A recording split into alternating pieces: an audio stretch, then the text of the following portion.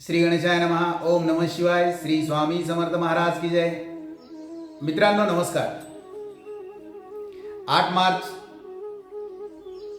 सर्वांना महाशिवरात्रीच्या सर्वांना कोटी कोटी शुभेच्छा.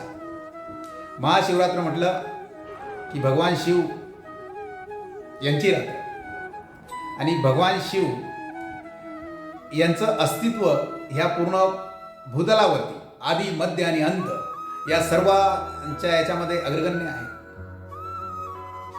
ओंकार स्वयंभू निराकार आणि स्वयंभू निराकार म्हणजे ज्याला कोणताही आकार नाही. म्हणजे एक जर चांगला विचार केला तर मित्रांनो खूप सुंदर अशा कहाण्या शिवलीला अमृतामध्ये आहे आणि शिवलीला पाठ सध्या खूप अग्रगण्य खूप चांगले जे काही गुरुवर्य आहे ते खूप चांगल्या प्रकारे पार पाडत आहे आणि अतिशय सुंदर. कारण की आजच्या कलियुगाला शिव महात्म्याची खूप गरज आहे.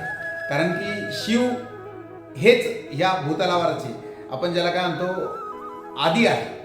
आदी देवादिदेव महादेव यांचं अस्तित्व खूप अग्रगण्य आहे. कारण त्यांची महिमा जर चांगला विचार केला तर सर्व या भूतलाची निर्मिती पासून ते अंतापर्यंत त्यांचाच कार्यभार असलेला आहे.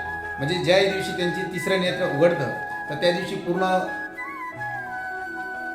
संपून जाते, सृष्टी संपून जाते असं म्हणतात. आणि अशा कहाण्याही भरपूर आहेत आणि हे सत्य आहे.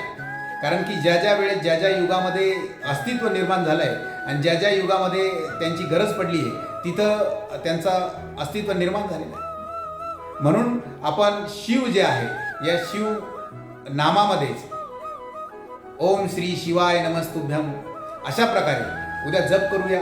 किंवा ओम त्र्यंबकम यजामहे सुगंधिम पुष्टिवर्धनम उर्वारुक्मिणो वंदनान मृत्युमुक्षी यमामृतात अशा महामृत्युंजय मंत्राचा जाप करूया. आणि भगवान भोलेनाथांना खूप चांगल्या प्रकारे प्रसन्न करण्यासाठी खूप चांगल्या प्रकारे हे मंत्र आहे. आणि या मंत्राचं उच्चारण जर तुम्ही कंटिन्यूही करत राहिलं तर 100% तुमच्या आयुष्यामध्ये, तुमच्या येणाऱ्या कालामध्ये, तुमच्या येणाऱ्या जगण्यामध्ये खूप मोठा फरक झालेला असेल.